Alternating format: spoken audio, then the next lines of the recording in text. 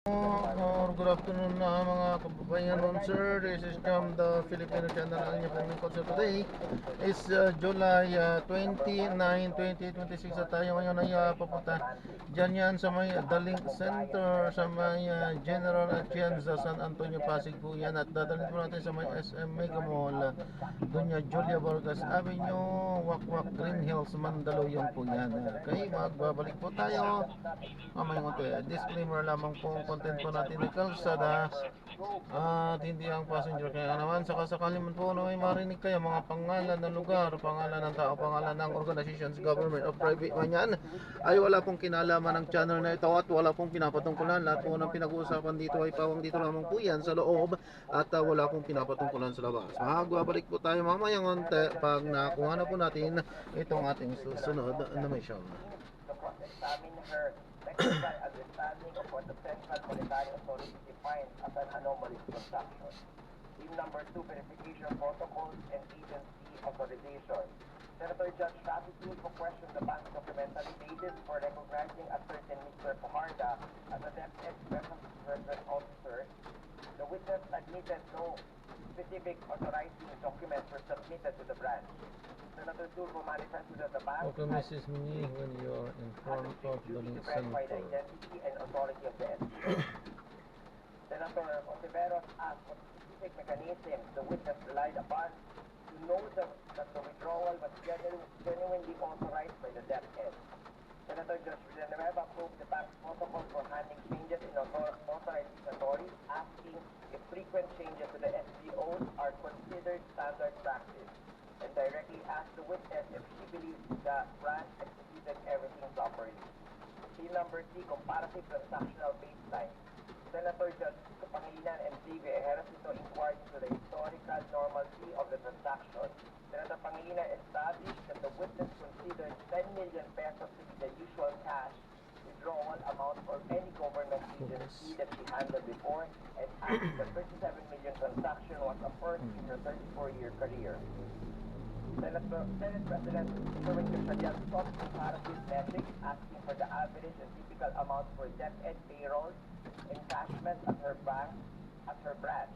She further contrasted her current assessment with her previous branch experience, asking why a similar large withdrawal by a different government agency was previously deemed not usual by the witness, whereas the DepEd transaction was considered unusual. I'm not familiar. As to team number 4, witness credibility and prior statements, Senator Judge Amy Marcos confronted the witness regarding her prior testimony given in November 2024 before the House Committee on Good Governance.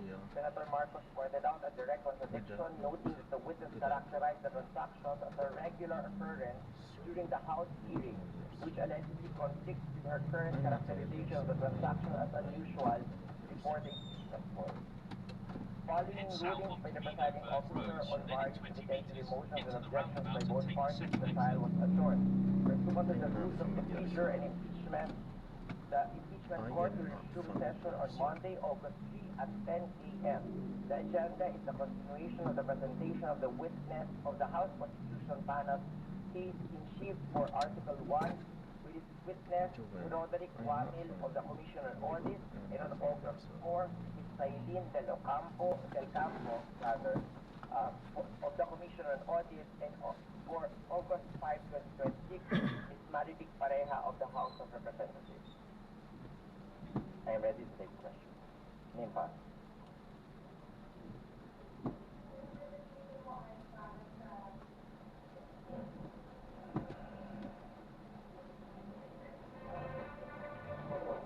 Attorney, yung presentation po ay para di ba sa Article 1, which is about Confidential. Confidential funds. Yung mga pinag-usapan po in cash na mga cheque, ito po yung na-establish na confidential funds ito na OVP at ng DepEd o yet to be established pa po yan? Based po dun sa mga testimonya kanina, no, there was no testimony from the witnesses that they actually knew that the funds are to be used for the said purpose. So, yun po yung i-establish pa siguro ng mga susunod na mga witnesses ng House Prosecution Panel. And then narinig po natin yung mga terms kanina na suspicious transactions, covered transactions, and unusual transactions. Pagkatas po ba, para mas maintindihan natin, ano po ba ang nasa batas na susundan, ano yung, o kailan dapat inare-report ang mga bank transactions sa Anti-Money Laundering Council? Katulad po nung sinabi ng testigo kanina, lahat po ng covered transactions, yung po yung mga transactions na above the limit of 500,000 at saka po yung mga covered transactions ng mga covered institutions kasama po ng mga abogado, ng mga accountant, ng mga real estate companies, ng mga casino po, lahat po yun ay automatic na nare-report po. Yung suspicious transactions naman po, whether you are covered or not covered, if person usually does a certain transaction, kunwari, for example lang, as general context, usual na 10,000 lang yung dinedeposit mo at saka withdraw mo, biglang all of a sudden, biglang nag-deposit ka ng 1 million o nag-withdraw ka ng 1 million, that will be flagged as a suspicious transaction because based on your baseline and history, hindi ka usual na ganun yung ginagawa mong mga transactions. So the banks will usually flag it and report it and ask the depositor or the withdrawer for documentary evidence. Papakita ka ng sale ng real estate or ng sale ng property. Pagkatapos nun, i-report po ng bangko yon kasama yung dokumento na pinakita mo doon po sa anti-money laundering council kasi naka-flag po yun as suspicious transaction. And then si Mrs. Constantino po yung court witness, nag-refuse siya na sagutin kung nag-report siya, kung na-report niya kung suspicious yung transaction po ng OBC, yung encashment ng pera. Ano ba, pag sa batas, basta mga bank officials hindi nila pwede i-disclose kung nag-report sila sa AMLAC. But yung AMLAC, pwedeng tanungin kung may nakita silang suspicious na transaction. Pwede na lang sabihin sa impeachment trial. Yes, yan po yung kanina sinabi ni presiding officer, no, na any employee and any covered person, no, or employees of covered persons by the AMLAC na kailangan mag-report po, they are prohibited from disclosing directly or indirectly whether or not they made such report to the AML. So under Section 9, po yun ng anti-money laundering law. So yun yung kanina pinapanggit ng presiding officer. Of course, may tulog po na yun Pick up po. position po ng House Opposition Panel in the memorandum The link center. na pwede daw po makapag-impeachment, ngunit wala po naman nakalagay sa batas. So ang pinakamainam na pong gagawin dyan is katulad po nung desisyon ng presiding officer na isabina yung mga dokumento mula sa Anti-Money Laundering Council, then going to be the Anti-Money Laundering Council as part of their duty and function as an investigative agency to disclose such matters to whatever body or forum or court. Okay. At may update na po ba doon sa nabanggit po ninyo na subpoena for the BIR, AMLAC, and bank records? Tomorrow pa natin malalaman the compliance of the person subpoenaed. So tomorrow pa kayo ma-update regarding the matter. Wala pang update? Wala pa. Wala pang naisisumite? Wala pa.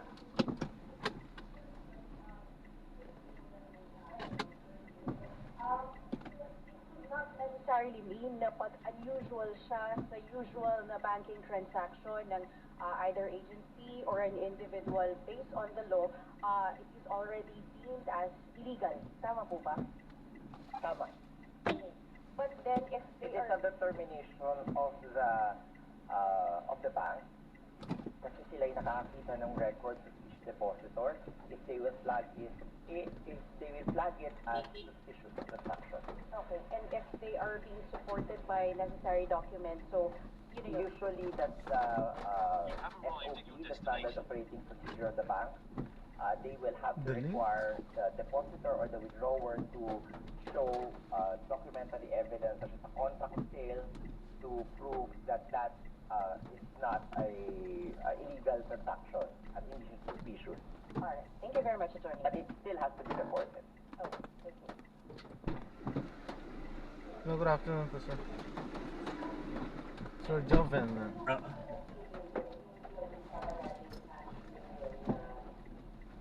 Arriving in 13 minutes at 2:34 p.m. This route is toll-free. Continue for 100 Opo, meters, kasi yung then kanina turn pong left mga onto General witnesses Sigurd ng Boulevard. ating prosecution, they can only testify on their personal knowledge on the transaction regarding the withdrawal and encashment of the check. So their personal knowledge are limited to those facts alone.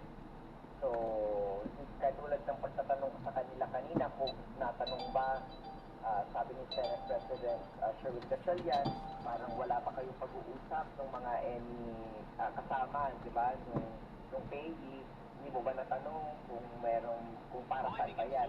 Wala naman daw ganun na naalala sa nangyaring conversation nila.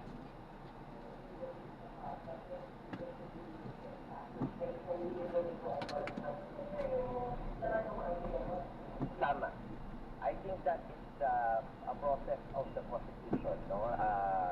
Talagang nililay down muna nila yung mga flow ng money. And then afterwards, kasi kung tinanong sila kung magpapresent na sila ng experts na gumagamit ng intelligence funds, no? Ni Senator Judge Tig Lacson, they said that they have reserved witnesses for that. So they will be able to show, and even the defense will be able to show kung paano nga ba yung pinasasify ang funds and how paano hinahawakan ng isang intelligence or confidential fund ng isang ahensya. Sir, sorry, no, tatanungin ko na lang. Itatanong ko na lang din. Sir, yung pag-describe ng two witnesses na paggamit ng two witnesses ng unusual, is it based on their personal Hindi po. Diyan ka dapat pumasok kung nasa stansya ka eh. nila or Saan? based sa Hindi ko alam understanding po nila Kasi hindi ka sa nadadaan ng show dito lang. anti-money Hindi ko alam, sir. laundering act. Sinusundan ko lang ito kasi Tumikot pa. kapag gagawa ko sarili kong maligaw-ligaw ako. Ang knowledge lamang po natin, no, bilang abogado, alam po natin na meron din tinatawag na unusual transactions, pero hindi po siya under the anti-money laundering. Under the AFASA po yun, yung Anti-Financial Scamming Act. Meron pa daanan dyan, ba't hindi tinuturo kaya ng Tulad ng Kasi, sabi ni Senator binawal na kasi dyan dumaan. Kaya. Pero pag yung mga grab na may pipick upin, pwede. Pero yung kung wala kang sticker, di ka na talaga pwedeng dumaan dyan. To the AFASA law. Kaya Sa siguro grab na lang talaga. inaalaw, sasabihin mo lang kung saan mo pipick upin, padadaanin ka na nila. So, ng prosecution dun sa lahat ng apat na articles. So, hindi na Lahat ng artikulo po, makikita. So, tatapusin lahat yun, Article 4, Article 1, Article 3, and then Article 2, presentation ng prosecution. And then after that is finished, they will formally offer their evidence, and then the respondent will now, magbibigay po sila ng objection or comment doon sa formal offer of evidence for the article. At pagkatapos po nun, doon na mag-umpisa yung pagpapresenta naman ng evidence Hindi naman ng matraffic po. depensa o ng respondent. Matraffic. At Ha? Matraffic. paano po nila sequence na kung paano nila papatunayan o disprove yung mga na-prove ng prosecution, bahala na po sila din. They will inform the court later on of the sequence of how they will give their evidence. Yung para po dito sa Article 131 days, yung aalaw na hindi nila under the pre-trial order. So, but as you know, we are only on our 12th day, pero technically we are only, the prosecution has only consumed 7 to 8 days. So, nasa 9th day tayo dapat ng Article 4. Pero hindi pa natin nga tapos na yung Article 4, nalilipat pa tayo sa Article 1. So, na lang po ako, attorney. Ano kaya yung, anong po pwedeng gawin ng impeachment court para masundan ng mga tao yung paglilinis kasi as you mentioned po, 21 days na yung hiningi para dito. And then susunod yung sa Friday, trial days, and then sa unexplainable trial days. And then pagkatapos ng prosecution sa ng presentation sa lahat ng apat, babalikan po ulit natin lahat.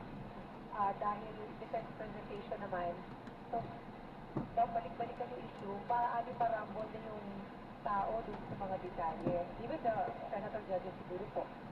Yung ganyang concern mo, Ninfa, no, that was taken into consideration by the senator judges, kaya as the presiding officer has said, nag-sidebar siya doon sa mga councils para i-propose yung proposal ng mga other senator judges. Kasi nga, baka mas maganda yung ganong sequence para tapos na yung isang artikulo at lilipat na tayo. Nabuo na natin yung story. In other words, nakita na natin yung depensa at saka yung prosecution.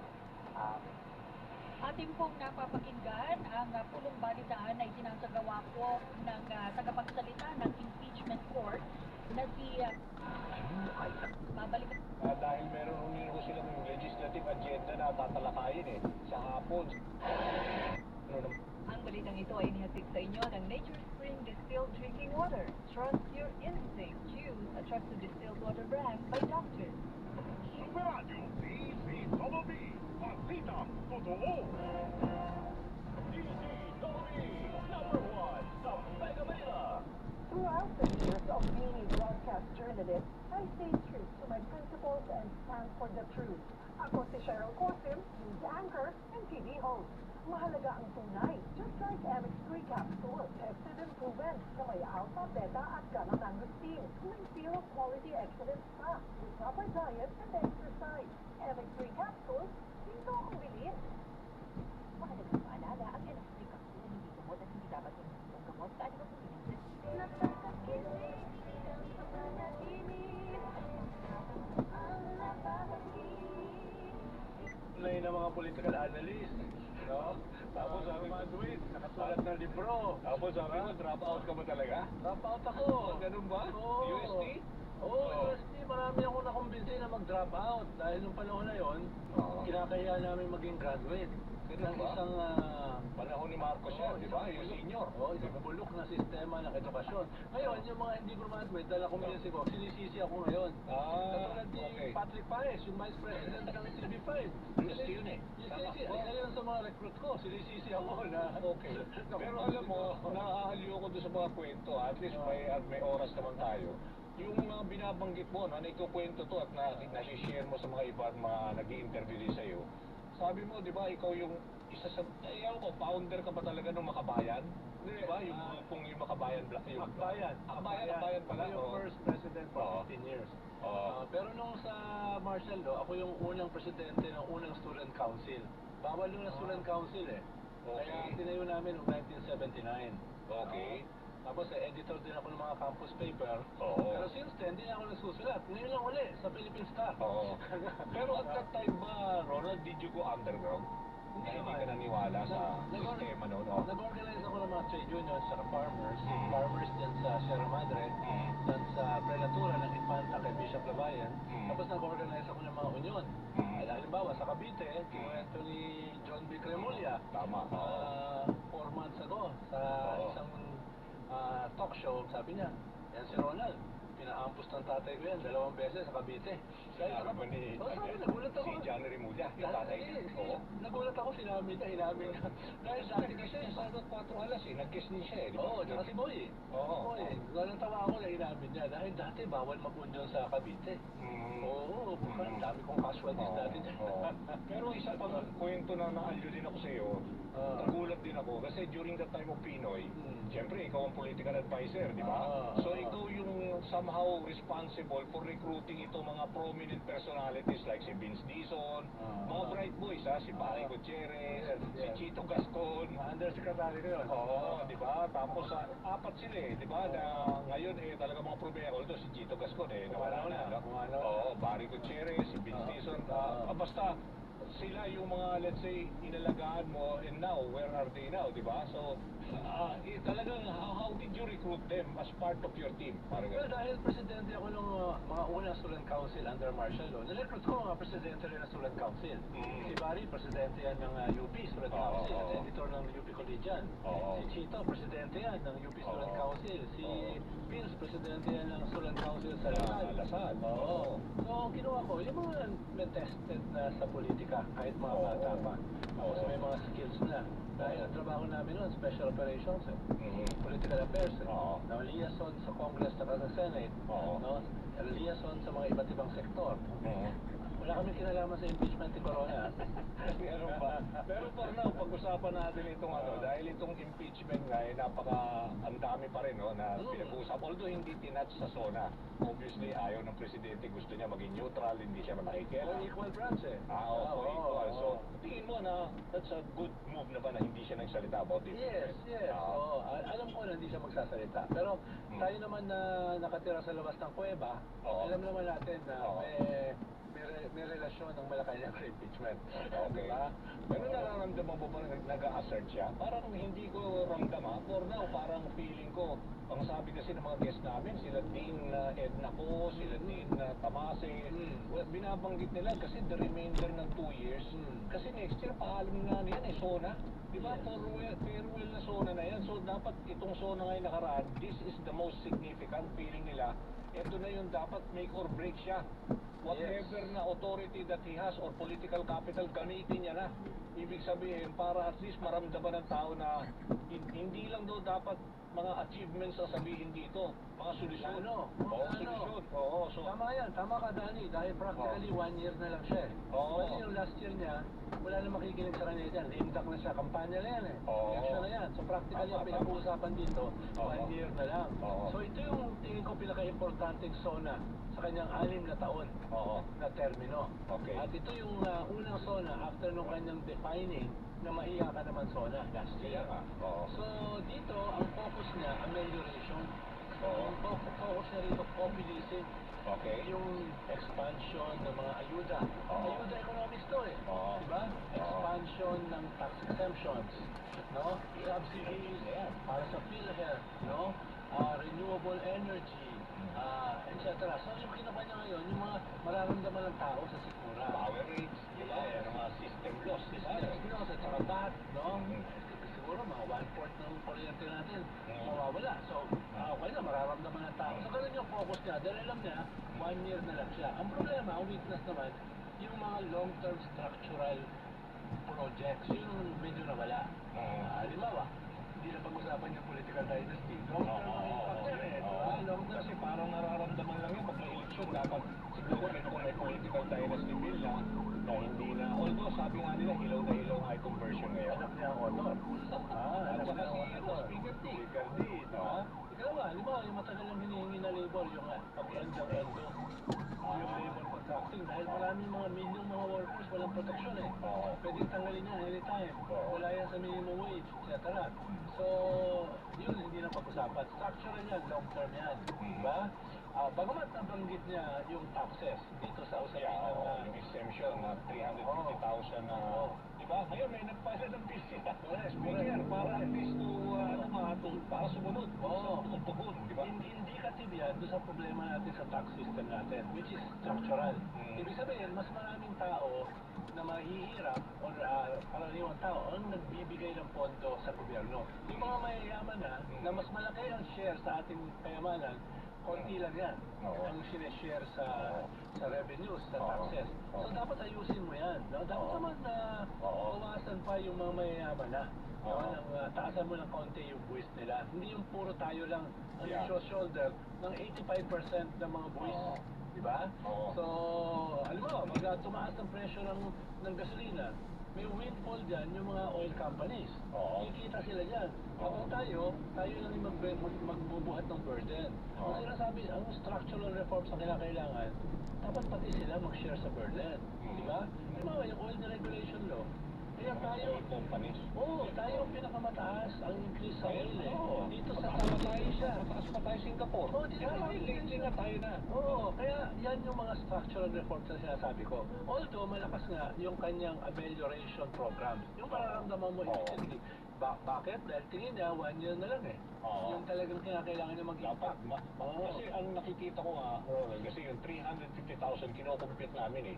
Di ba, ibig sabihin, ang monthly income mo, kung ikaw ay nandun sa threshold na yan, 350,000 and below, mga 29,000 a month. Ibig sabihin, exempted ka sa tax. Para lang doon sa mga nakikinig, viewers. Pag ito na-approve, yung 29,000 na may sweldo kada buwan, eh may excuse na kasi, parang ang tinatarget nito yung mga middle income na eh. Yes. Di ba, hindi lang yung mga nasa laylayan, yung marginalized na, di ba bibigyan nila na parang yung outside ng 40s, bibigyan lang ng mga 2,000 every month. Yung sinasabi niya uplift, di ba? Yes. Oo, so ibig sabihin, ito mas tumataas yung threshold na tinutulungan niya. So ano ba to? Feeling mo ba eh, parang gusto niya maano yung political capital niya? Hindi Yes. remainder of his term? Yes, in 1 year, para maramdaman yan. Dahil long overdue na yan eh.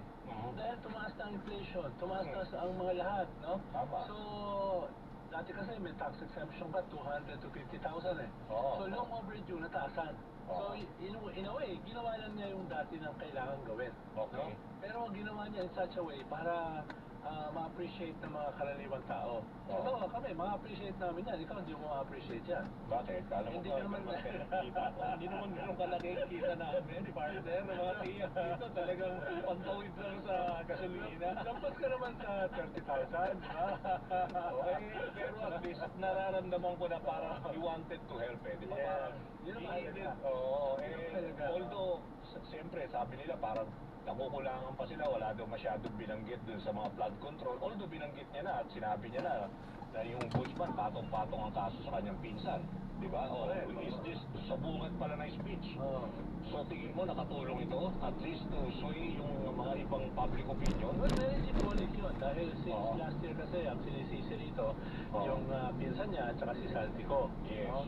Pero, parang, nasan yung 15 contractors na binanggit mo yun? Eh, isa pa lang yata yung nakukulong, diskaya pa lang. Paano yung labing apat? At saka yung mga contractor. Yung mga contractors na 67 daw. 67, ha? Una na si Jojo Ang, di ba? Uswang, pero hindi naman ano yan eh, plunder eh. Ibig sabihin, nakapag-bail eh. Di ba? 90,000. Pero marami pa mas malalaking pangalan. Although pangalanan na natin, di ba? Sila Guardiola, binanggit na ni Remulle, Guzman. Yes. Sila Don Gonzales. Yes, yung brothers na Yap. Yeah, yan. yung Mario Lipana ng COA, yun ang mga inaabangan ng tao kasi may mga posisyon to eh. Oo, kaya yung iba, parang, ano ba yan? Kailan pa yan? Nung last Christmas ba yan pinumisa? Oo. Ano yan? Next Christmas na ulit. Ito Ronald, basa ko ha. Dito sa pagsabi niya, tinaon talaga yung, parang sinabi niya na nga na positive na mayroong kakasun yung patong-patong yung kay Speaker Martin. Tingin ko para nagkaroon sila ng mas malakas na ebidensya when si Bonoan turned state witness. Tingin mo, isa yon sa mga basis na positive na yun ng ombudsman with all the yung testimonials niya na sasabihin itong si Bonoan? Tama, nakakagulat kasi. Di ba yung timing? Oo, si Bonoan kasi, ang nag-iisang cabinet secretary na nakasuhan at nakulong. Sabi Kaya niya, halos immediately, ginawa siyang state witness. Kaya nga. Di ba? Oo. Ang problema kasi, dati, yung sinasabi nilang ebidensya kay Speaker Martin, hindi naman makita, wala naman si Contessa hanggang ngayon. Kaya nga, Tapos yung mag-rely ka na sa 18 Marines, wala eh. 18 Marines, nasira yung testimony nila dahil sa dagdag bawas. Di ba? Si Saldico, wala naman dito para magsalita. So, unlike yung ibang senador, na nakita natin yung testimony ni Yusek Bernardo, nagdala ako ng daang milyon sa bahay nila, sa chief of staff nila. Dito, parang kulang pa. Unless, may sabihin si Bonoan na hindi pa natin alam. Diba? Ang feeling mo si Bonoan will be a very instrumental figure in terms of talaga ididiin yung kanyang first cousin? Dahil nung namatay si Cabral, no, nawala yung linchpin, yung tumatay sa lahat ng ito. Dahil sa yung planning eh. So, ang susunod na dyan, yung secretary, no, na alam niya where the bodies are buried, no, saan nangyari yung mga ghost, saan nangyari yung mga kulang ng mga proyekto. No, so, tingin ko susi siya dito sa mga kasong parating, no, sa mga parating na kaso. Dahil nga, ang measurement ng tao, nasaan na? Where's the beef? Nasaan na yung mga pinumisan yung kakasuhan. So, tingin ko si Bonoan yung magiging crucial. Pero halimbawa, sila Bernardo, sabi niya, nagdala siya ng 8 billion kay Undersecretary Traigib. Wala iba. Wala iba. Ano nangyari ron? Ayun, isa pa yun. At saka si Budget Secretary Pangandaman dati. Siya yung Budget Secretary, siya yung in charge dito sa presidential budget sa DAE, tsaka yung national expenditure, di ba? Ang balita ko, very close sila ni Troy Gibb. Ikaw, wala naman nakikipagwanyan ka, ha? Sinabi ko lang na pero narinig ko yun. Tapos si Adrian Bersamin, sinabi rin ng state witness. Pamangkin ba yan, Apo? Di ba? Apo yan, no? Pero kanya, na billion din yung sabi na dinala sa kanya. No, itong mga witness sa Blue Ribbon. So ano nangyayari doon? No, yun talagang smoking guns yan, ha? Talagang may ebidensya, no? Na medyo kapos pa kay Speaker Martin for now. Diba? Pero ipasok ko lang, kasi baka makakalimutan ko. Itong sinasabi nga natin na importante magiging testimonya nito si, di ba? Ang kanyang being state witness, itong si Bulacan. Oo. Pero dapat din mayroong restitution. Dapat parang wala namang ibinabalik. Di ba kung magkano dapat, di ba dapat ba ituloy yung gano'n, di ba? Oo, si Jose Bernardo nag-commit ng 1 billion. Dapat na, sir. Alam ko, 160 million binalik ni Henry Alcantara. Kulang Yung mamalaki ni Presidente na 800 million na naibalik sa National Treasury. Hindi ko alam. So, di ba sabi niya, 25 million ang naibalik na. Good morning po. Good afternoon to lahat. Hindi ko alam, dahil wala namang breakdown. Ma'am Melody? Pero alam ko, itong mga state witness, bago sila naging state witness, nagbalik din sila. Kasi dapat si Bonoan, bago siya malaki ang state witness, dapat Ano pa? magbalik din siya. Ano pa? Kasi yung basura kasi 1 billion, baka siya Saan? mas malaki. Secretary siya. So, tingin mo, Nag-iwan ng ano? should be made public. Paki ano lang. Kasi yung plastic kong basura andun kasi sa labas. Ayos lang. Diyan lang yan. Hindi yung paa nyo lang. Ganun mo yun. Okay na yun. Okay na yun. Okay na yun po yan. Kasi hindi natin pwedeng takutin yan. Mahirap na. Marcoleta, naka-wheelchair, tapos nung sinabi ng PGA, Yung sa kabababa lang kaya, hindi ko alam. Wala siya. Baka siguro madatnan din lang niya. Anyway, ito si yung pagkaka-appoint naman kay kay Pangandaman sa amin, sa Manabang. Hindi na lang po natin yun. mali yun. Ha? Mali yun, dahil may kaso eh. Kaya nga, hindi ka tapos yun, di ba? Pa po, ma'am. Diba? Parang nuhugasan mo kaagad eh. Oo. Diba? Harapin muna yung mga kaso niya. Okay. Diba? Harapin muna bago mo i-appoint another government agency, bangko pa at that. Oo nga. Ang kaso, pera. Yan, di ba? Ang Manabang. Oo. Na talagang Muslim naman alam natin si Amena, di ba? Yes. Oo. Kaya, So ikaw medyo naano ka rin doon. Parang hindi tama yung naging decision doon. of course. Although, sabi ng presidente sa SONA niya, itong mga kaso ito, bahala na yung ombudsman, si Boying. Kawawa naman si Boying, no? Okay. Sir Ronald, pasok lang itong mga reports ha, bago tayo magpatuloy sa ating diskusyon dito sa studio. Nasa linya ko ng telepono, si Pwede. Dizon. Bert, ano ang update?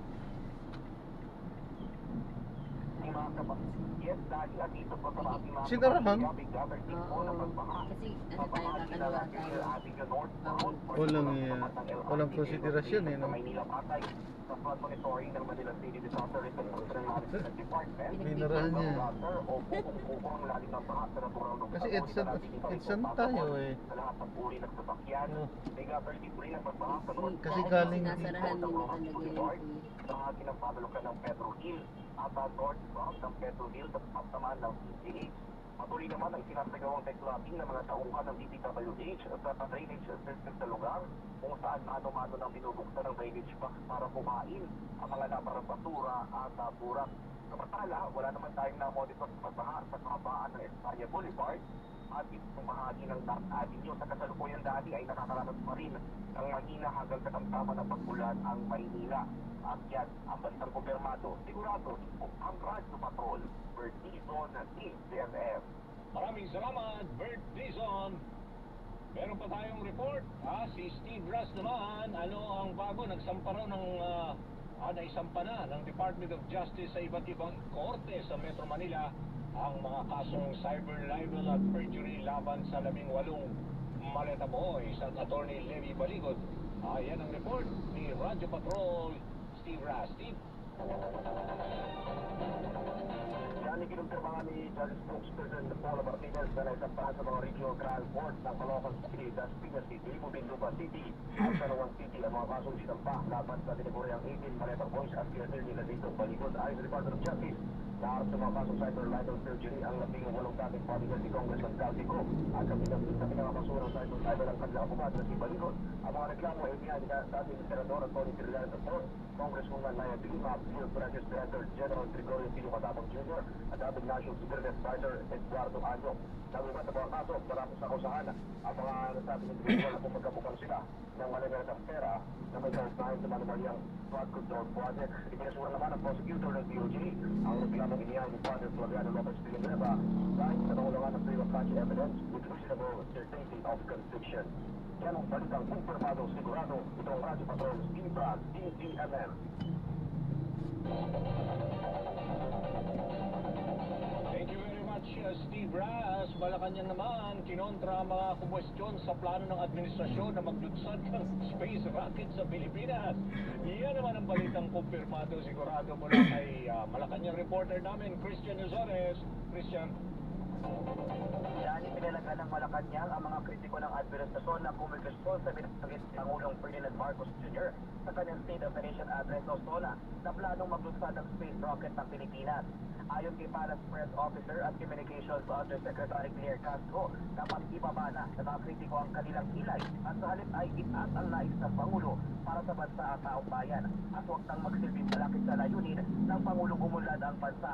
Para sa Malacanang, kung nakinig ang mga kritiko sa talumpati ng Pangulo, makikita nilang patuloy na tinutugunan ng administrasyon ang pangangailangan ng mga Pilipino at tinutupad ang mga ipinangakong plano.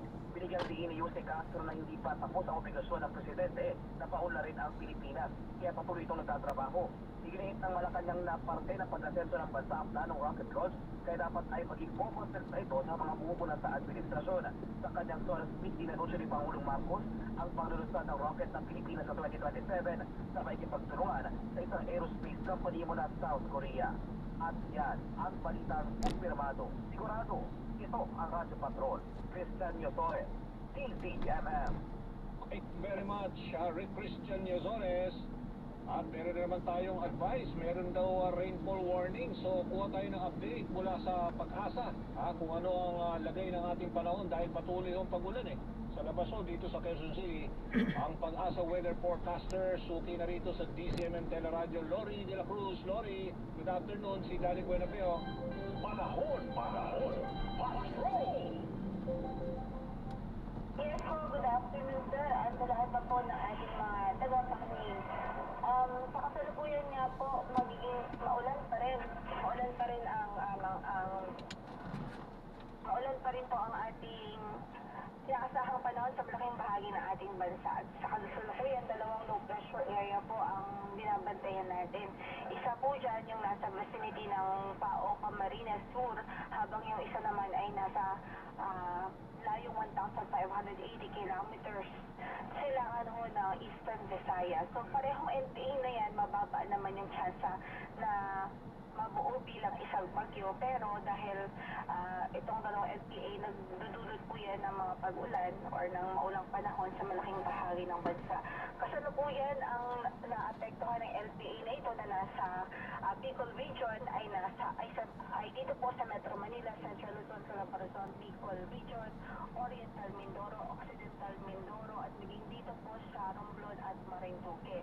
Ngayon din, maulan ang pagpapaorin at mataas ang tsansa ng mga pag-ulan dito po sa Cagayan at may sa Isabela dahil sa easterlies. Habang sa natitirang bahagi ng ating bansa ay bahagyang maulap hanggang sa maulap lamang ang papaorin. Ngayong alas 2 po ng hapon ay nagtaas po tayo ng yellow warning level o yellow heavy rainfall warning sa Rizal, Bulacan at Quezon. Partikular po sa General Lacar, Infanta, Panukulan, Polillo, Burgos, Pagdanoan at Real Quezon. Sa Metro Manila naman ay nakayelo po tayo sa Marikina, Quezon City, Caloocan, Pasig, Valenzuela, Malabon, Nabotas, Manila, San Juan, Mandaluyong, Parañaque, Taguig, Makati, Pasay, Pateros. Habang sa Laguna naman ay Santa Maria, Magditang, Takil, Sinilungan, Sami, Bataan, Abukay, Balanga, Dinalupihan, Hermosa, Limay, Mariveles, Orani, Orion, Pilar, Samal. Diyan po yan sa Bataan. At sa Pampanga po, ilang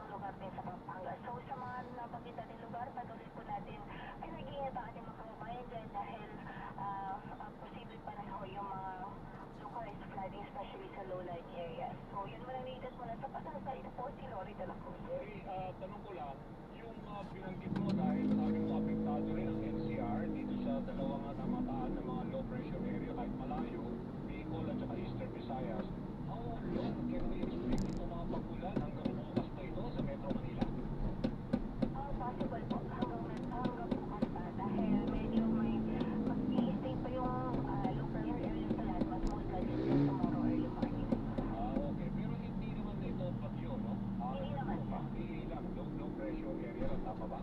Tama po. Okay. Kasi Mga pagulan po yung kanyang makikita. Ang nakikita natin na hazard nito is yung mga pagulan po. okay, so pag yung kasi sabi mo yung mga local flooding, so yung uri lang ng mga iba na mga uuwi ngayon, can they expect na may mga flooding na expectin tayo as this continues yung rains? Yes, possible po sa mga localized flooding pa rin. Especially po yung mga talagang low-lying or yung mga nasa magkasabang lugar. Okay. Maraming salamat sa update, Lori. Okay, ako si Lori de la Cruz, Pag-asa Weather Forecaster. O, wag ko kayong alis dahil tuloy-tuloy pa rin ang ating VP Sara Duterte impeachment trial. Vice President Sara Duterte impeachment trial.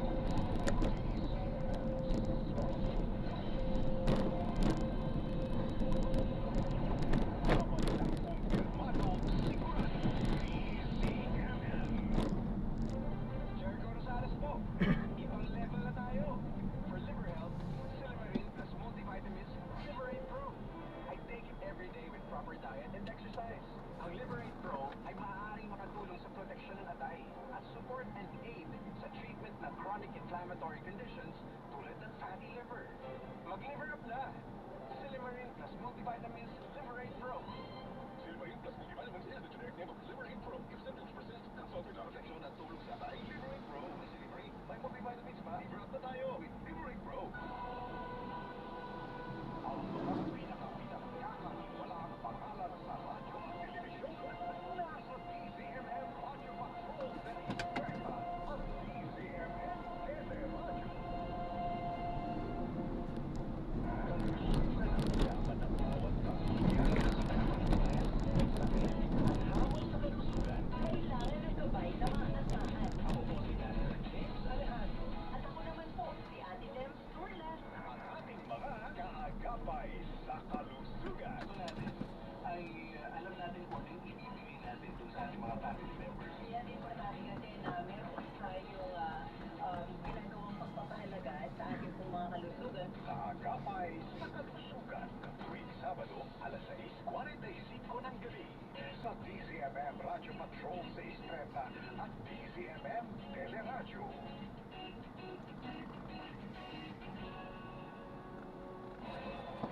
DZMM Radio Patrol sa Estrella at DZMM Teleradyo. Patuloy na pagpapalala, patuloy na pagpapalala. Kahit bigitan na kami, masigla pa din. Tuloy lang sa activities. On the go! Dahil sa healthy lifestyle at tulong ng Artresin. Para sa mga active adults, may Artresin. Ang Artresin ay undulated type 2 collagen at MSM. Kasama ng proper diet at exercise, maaaring makatulong ang Artresin. Let's go! Make your move, baby. Artresin, get going! Umapagal ang galaw dahil sa joint pain at arthritis. Mag-Artresin. Mabigli ang Artresin sa mga leading drugstores. Mahalagang paalala, ang Artresin ay hindi gamot at hindi maaaring gamitin pang gamot. Ano ang uri ng katipan? Unang himpilan ng radyo. Sa kauna-unahang radyo sa telebisyon. Tigtigil, DZMM Radio Patrol sa Estrema at DZMM Ang programang ito ay hatid sa inyo ng Plemex Forte Zero Ben Capsule. Maluwag at makinga, tulaw ang plema. Basta lagundi, Plemex.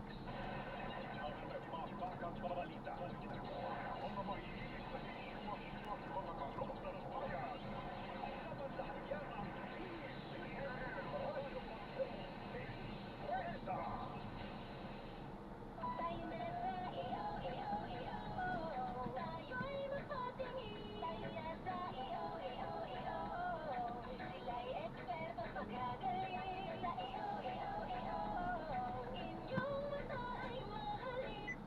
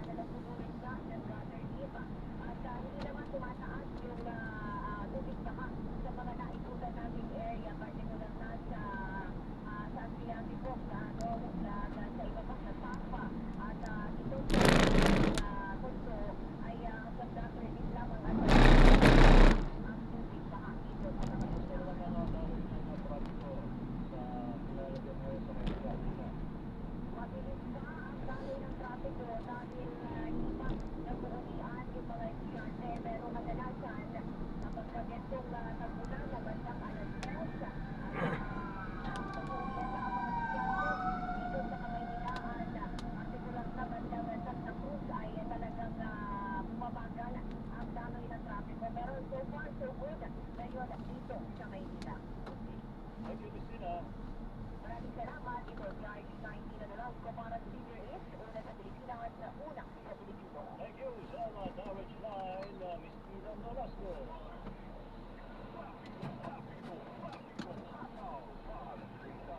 At syempre, brother, abangan natin next week na, no? Yung pagpapatuloy ng impeachment trial. Okay, bumahaba na.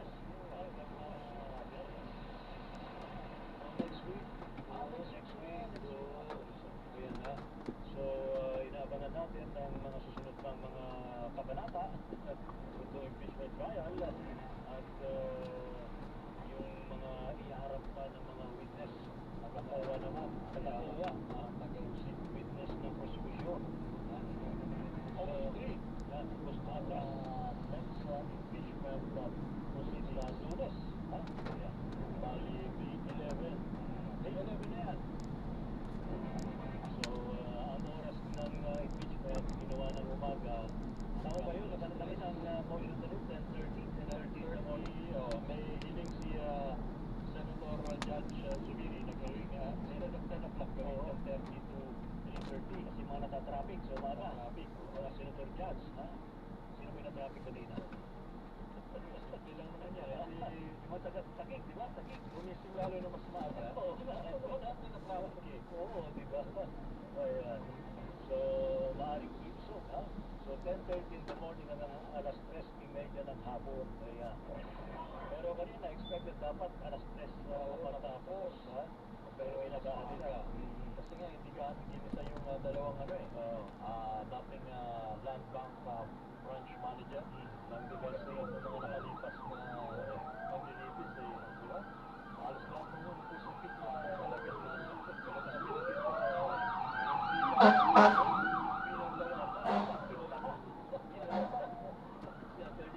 pero hindi natin saka yung sa taga-Pilipinas. Ayan. So, abangan natin mga kaibigan next week ang pagpapatuloy po ng impeachment trial laban kay VP Sara Duterte.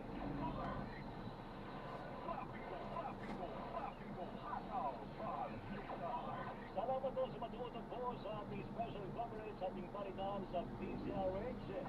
Ano po mga lingkod mga kaibigan, sina Ray Sibayan at Romel Verde para sa DCRH yun sa Pilipinas. Una sa halos pantay sila. Kaya ako si Vice President Sara, medyo kakabahan ako dahil kung mga nagsabing hindi sila tatakbo, within shooting distance sa akin. Tapos ako, na nag-announce, hindi tumataas ang ganyan na. Yun yung pinapakita ngayon ng Okta. Bumaba siya ng 8% no? Sa trust rating. Ang presidente, bumaba ng 5%. So ito yung one of the few times na mas mataas yung binaba ng vice president kaysa sa president. Okay. At yung presidente kasi hindi naman kandidato Kaya nga. Hindi naman siya makakatakbo No? Yun yung itatanong ko kayo. Tatanong ko sa iyo, very important, Sec Ronald. With the president na talagang very low ang trust at performance rating right now, hindi ko pa alam po anong kailangan niyang gawin for the next at least 1 year para to redeem himself. Pero for now, will it be wise for him to endorse a candidate at least by the end of this year? Or will it have a backlash? Tingin mo. Dahil na negative ka, baka yung negative mo ay makahawa dun sa i-endorse mo. Okay. Diba? Tumulong ka kung gusto mo sa ibang paraan. Okay. Halimbawa, you stay neutral na lang or wala ka na lang i-endorse? Tutulong yan, pero hindi niya ipapakita. Okay. Halimbawa, malaki ang impact kung may impeach o hindi si Sara. Okay. Paano kung ma-impeach siya, magpa-plan B sila? Sila yung plan B nila, si Baste o si Robin Hood Padilla. Yan. No? So, ibig sabihin, mas vulnerable. No? Kung hindi ma-impeach si Sara, halimbawa, tatakbo siya sa 2028, I'm almost sure lahat ng mga anti-Duterte forces will unite around just one candidate. Okay. Well, not necessarily official. No? Okay. Dahil nga, halimbawa, si BBM baka hindi maganda na siya yung sumama doon sa endorse, no? Kailangan kasi niyang matalo si Sara or else. Diba?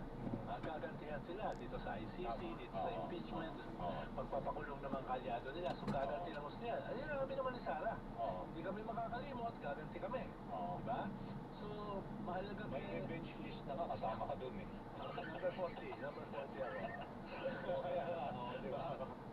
Kaya mahalaga na yung inoobserbahan ng mga tao ito impeachment. Actually, kahit ito mga dayuhan di ba, Pax Silica, hundreds of billions yan, di ba? Ba't naman sila papasok kung ang magiging presidente ay pro-China? Di ba? Ano ba? Ibig sabihin may mga ding dynamics. Kaya pala, geopolitics Ito yung first election natin na yung geopolitics will play an active role. May kandidato ang China, may kandidato ang US na susuportahan. Lalo na ngayon na tayo torn on the side of China. Dahil sa ating victory sa arbitral award sa UNCLOS. Tayo yung pinaka-assertive dito sa South China Sea. So, it will be very much in their favor kung yung susunod na presidente, susunod na gobyerno ay hindi anti-China. Pero yung maksuli ka ba? Yung nag-completed na minister. Kasi parang magpagandun dapat mo sa power plant, kami na nandun yung kami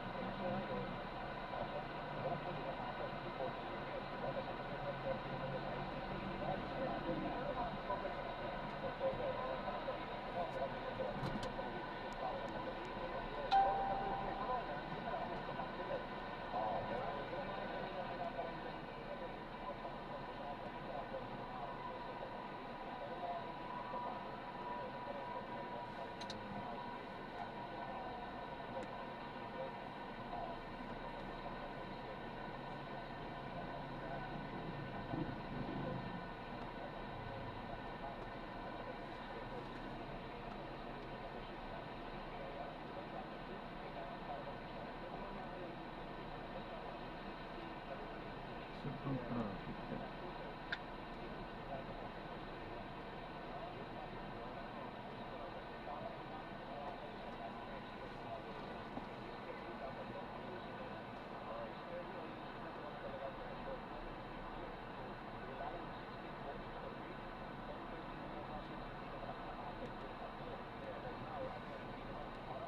Diyos ko.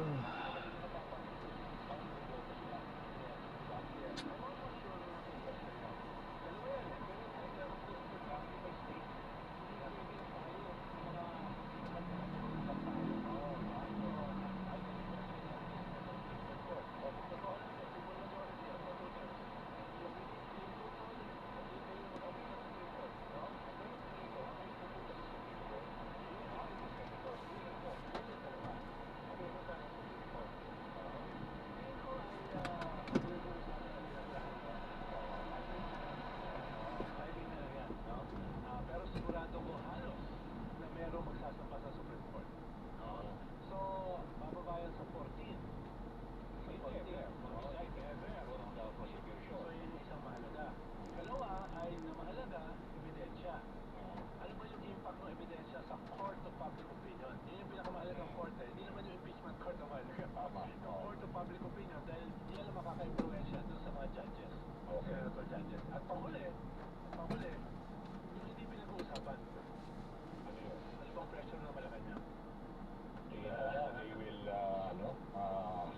step into the fray. Hindi nila aamin. Wala namang aamin dyan. O equal chance. Pero, parang katulad din ng endorsement. Parang hindi sila lalantad o lulutang. But in the real world, They will do something. nangyayari yan. Nangyayari yan. Exciting political times ahead. At hopefully, October, matapos na, or November, di ba? Ang October, tapos na. mo itong impeachment trial.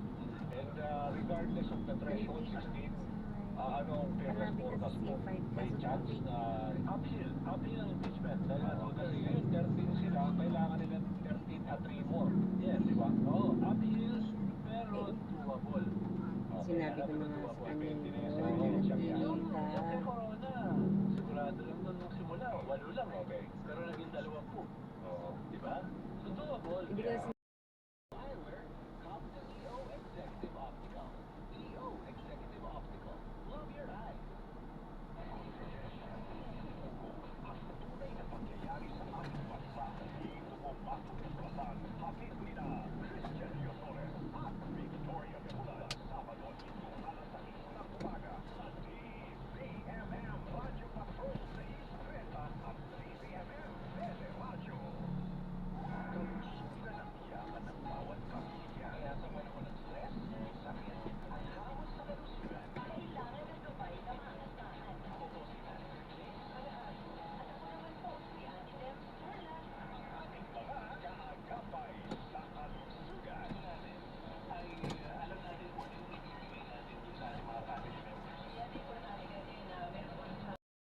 Stop na natin. Kasi Maraming salamat po sa panonood. Hanggang sa muling ingat. God bless. Paalam po. pwede silang i-stipulate nga in fact kung ano yung mga nangyari dun sa withdrawal.